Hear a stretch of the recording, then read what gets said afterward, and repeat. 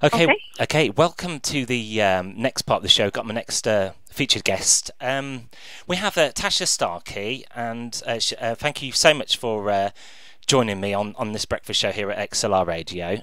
Now, you are an ambulance paramedic for the West Midlands Ambulance Service. How did it all begin for you, being a paramedic?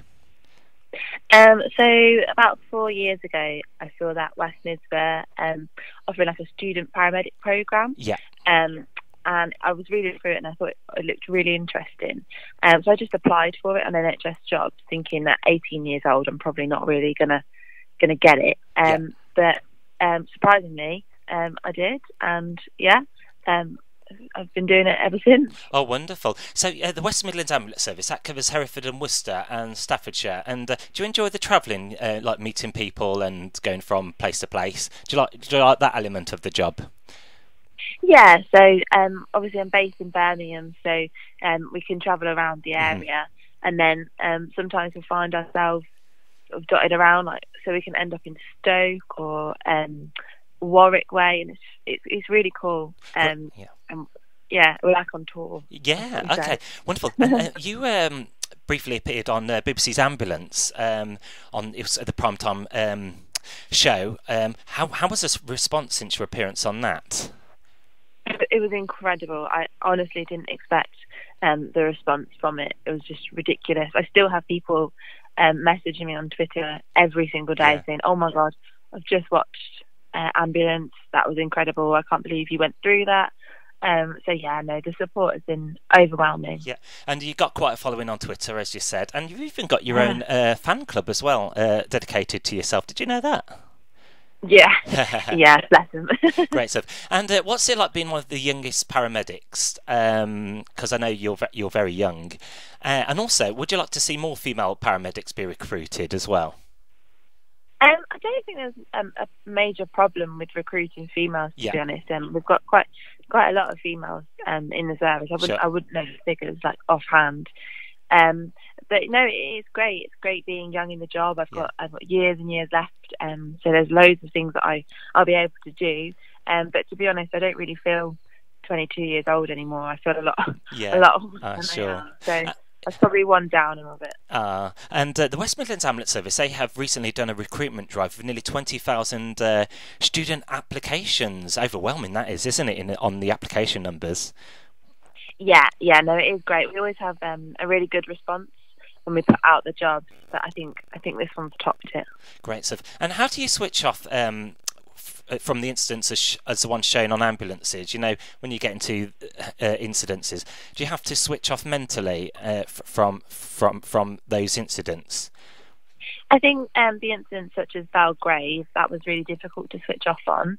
But it just sort of takes time to get over things like that. But normal for us is like when we go to a cardiac arrest and someone dies, you do sort of, you don't get used to someone dying. You get used to sort of the feelings and emotions surrounding it. So you just have to move on from it, because otherwise you're just going to be an emotional wreck. So talking with friends, family, going out with my partner, stuff like that, then you just got to do things to keep your mind occupied. Understandably. And there's a few questions here to do with strokes and heart attacks. They have been in the media. What's a difference between a stroke and a heart attack, and what is the best method if you suspect someone of having a stroke or a cardiac arrest?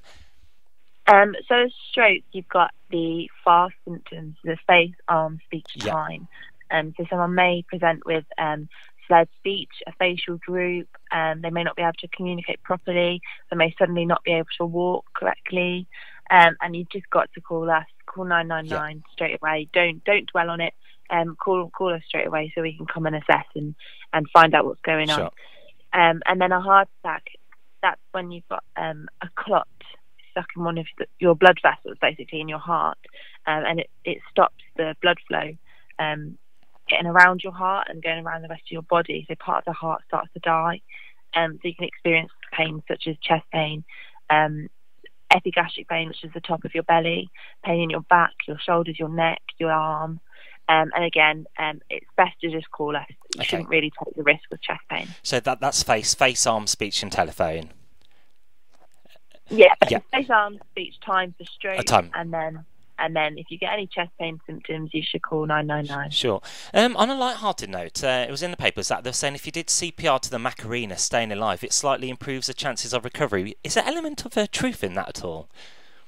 So when some people do CPR and they haven't been trained in it, sometimes the speed might not be correct, or you've got to have something what we call recall of the chest. So when you push down on the chest needs to spring back up, so you're getting a good sort of rhythm to it.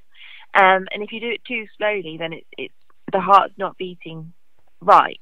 So you just got to do it to that sort of tune. Or there's loads. There's like for staying alive. There's what's the other one? I know there's a Macarena as well. That was up there as well. I didn't know the Macarena was on there. It was on there, according to the news, yeah. Okay, we'll come back to that one, shall we? And we've had recent heatwave conditions. What is the best way for people to cope with the heatwave, especially like the older people, older generation? Yeah. So just try and remain as cool as possible. Keep your windows open. You should be drinking at least 2 to 3 litres of water, especially during this hot weather.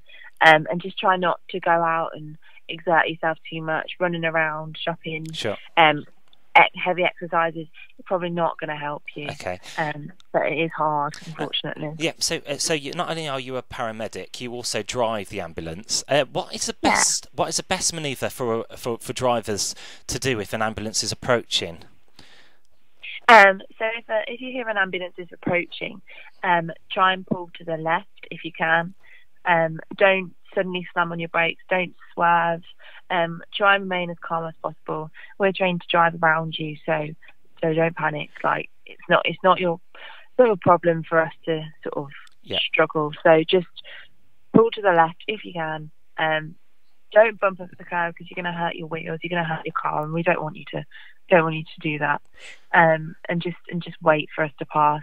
Don't tailgate us. Don't follow us through the traffic. And you'll be absolutely fine. Great advice there. Thank you very much for that one. And do you get a lunch break from your duties, or are you always on the standby? So in West Mids, we do get a lunch break. We get 45 minutes. So it opens in the 4th hour of our shift, and then it closes about the 8th hour into the shift. So if you haven't had a break in those 8 hours, then you're taken completely off the run, and then you can either choose whether you want a disturbed break or an undisturbed break. And if you have a disturbed break, you get called up for jobs with like cardiac arrest. Yeah. So if there was a cardiac arrest on the corner, then the crew would be available to go regardless. Sure. And also in the media, we often hear of reports of difficult patients, especially intoxicated patients. Do you need good people skills to deal with patients who are like under the influence of alcohol, have had a bit too much to drink, so to say? I don't really think it's people skills. I think it's patience. Yeah, patience. Really, that you've got to have. Like the people have been getting drunk for forever, haven't they? Really, and you just got to accept that it's part of the job, and these people are still vulnerable.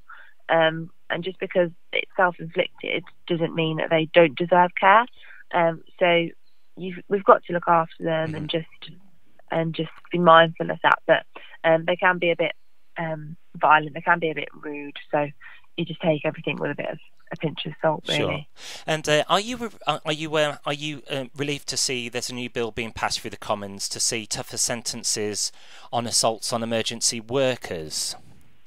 Yeah, for sure. It's something that's been needed for years and years and years. There's been some really nasty injuries for the police officers, for us, for other NHS staff, nurses, doctors. So, yeah, no, definitely think it's about time, really. Sure. And are body cameras a positive thing for paramedics to wear as well on duty? Body cameras, they're a difficult subject. I personally would wear a body camera and wear them the same as the police. So when the police feel it's necessary to turn it on, they'll turn the camera on. We won't have them on all the time. I think a lot of people are worried about patient confidentiality and stuff like that. So it's only at the point where the paramedic feels, or the technician feels worried, feels concerned, or something's escalated, then they can turn it on, and then it's a good backup, really.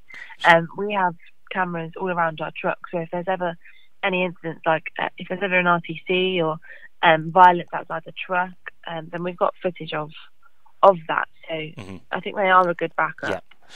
I think they will come in, to be honest. Yeah. And in recent events during the World Cup, we have seen over enthusiastic England supporters, trampling on emergency vehicles, doing damage. How does this make you feel, this behaviour? And if you had a chance to tell them about this behaviour, what would you say to them? I just think they're idiots. Like, why would you do that? The thing is, they're probably not thinking at that time. I don't think they've specifically gone out to jump on an ambulance or a police car and break it. I think they've just thought, oh my God, this is amazing. I'm just gonna do it. I don't think they've really thought about it. I don't think I hope they didn't intentionally go out to ensure a vehicle is off the road. Do you know what I mean? So I think it's just they've just got too involved in the hype. Sure. So, yeah. Okay, and we saw on your BBC One episode of Ambulance, you have a very special bond with your mother. I bet she's very proud of all your achievements. Yeah. Oh, bless. Yeah, she is. And I'm going to clear something up now. On the episode, you said something about 1 degree or 1 degrees. Have you ever found out what the answer to that is? Yeah, it's 1 degree. 1 degree, yes. And how important is coffee on a paramedic shift? Is it a lifesaver? So, for me personally, no, it's tea. Tea is my love. Yeah. I can have cups of tea every 10 minutes. That would be me. But if I'm really, really tired, coffee is a godsend.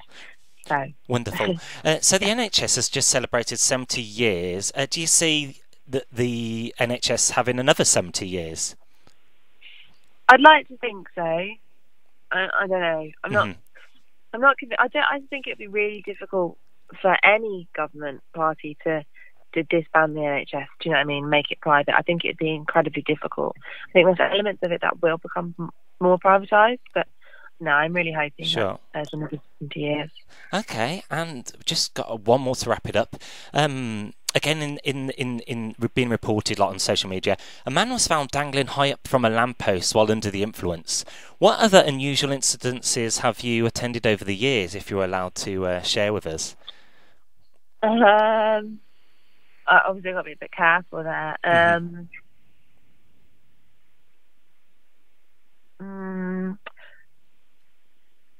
Things like people like being drunk and walking in the canals, finding themselves in really strange places, like the guy hanging off the lamppost, people falling in really strange places. Like, I can't go into too much detail. Sure, yeah, that's fine.